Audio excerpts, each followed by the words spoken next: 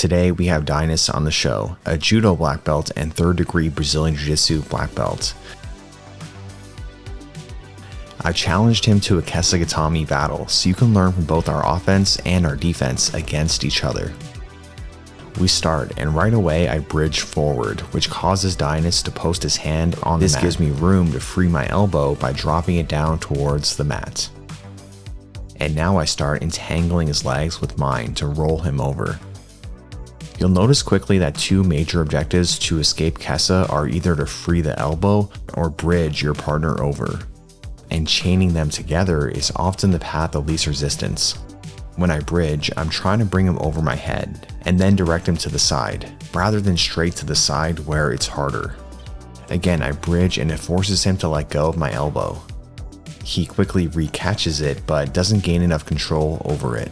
I return my elbow back to my body and now he only has my head, and I pop it out the back door to escape.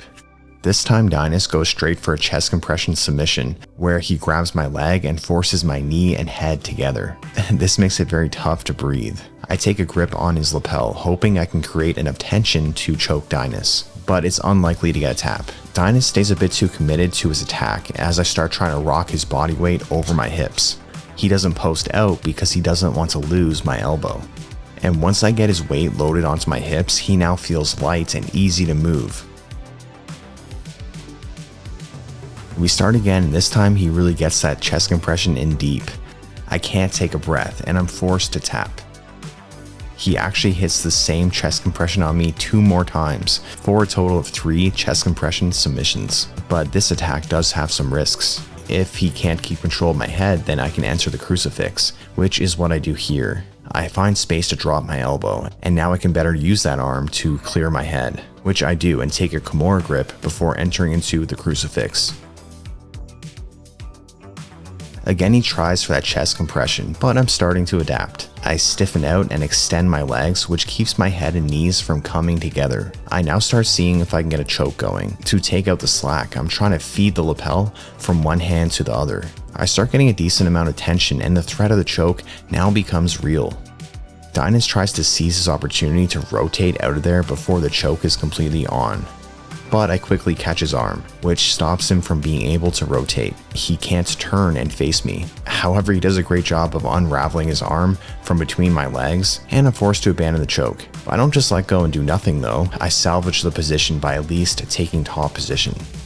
He said after that he attacked the chest compression so much because he had a hard time getting my arm to budge, which makes sense as I have about 20 to 25 pounds on him. I'm constantly trying to bridge and get Dinus to let go of my elbow, which he does here, and now I'm able to get my elbow between us. However, I'm unable to free my head, so instead I bridge Dinus over my head and then to the side. I do this exact sequence 1 more time to end the round, and now we move on to my turn for offense. But first, I wanted to let you know that Dinus and I have a Judo for Jiu-Jitsu instructional coming out in mid-September.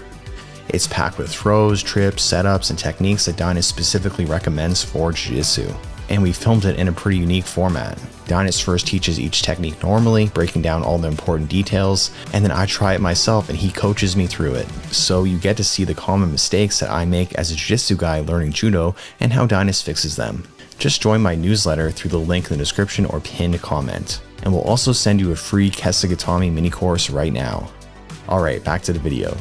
Now I'm on offense, and I want to attack his right arm, but he's keeping it tight to his body. So instead, I start messing with his left arm. I'm trying to distract and entice Dinus to make his right arm available. I even start attacking a wrist lock despite knowing it's unlikely I'll be able to submit him with it. Eventually he does move his right arm and I seize the opportunity. I push his arm all the way across his body, connecting it to his head so I can attack the arm triangle. And now work on trading my arm from behind his elbow to my head behind his elbow. My head not only helps me finish the choke, but also acts as a wedge, stopping Dinus from rotating towards me. The amount that Dinus is turned towards me isn't ideal. I'd like him facing away a bit more flatter on his back, but I managed to get the tap anyways.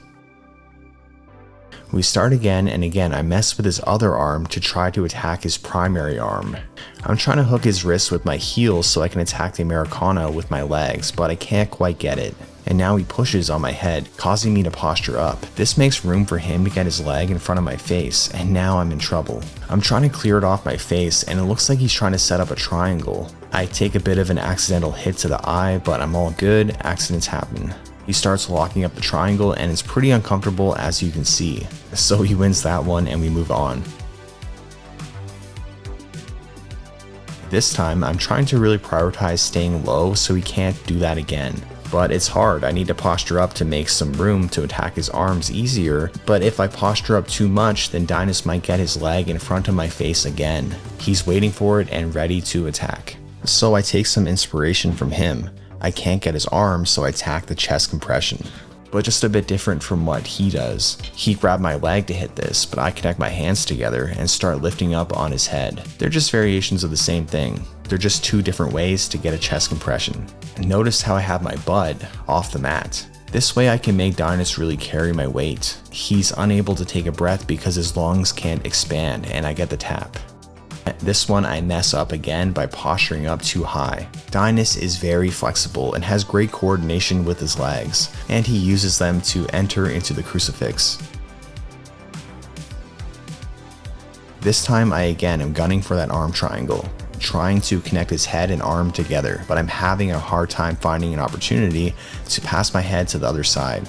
However, as he tries to better position his arm, I take control of it and place his wrist in the crook of my knee to attack the Americana. This technique and many others you've seen here already are in our free Kesa Gatame mini course, so make sure you pick that up. Again, Dinas utilizes his flexibility, dexterity, and great technique to enter the crucifix. And this escape here is pretty crafty from Dinas. He has control of my arm, and I'm trying to free it, but my elbow is a bit too open, away from my body, and he's able to trap it with his other hand, before trading that hand for his foot.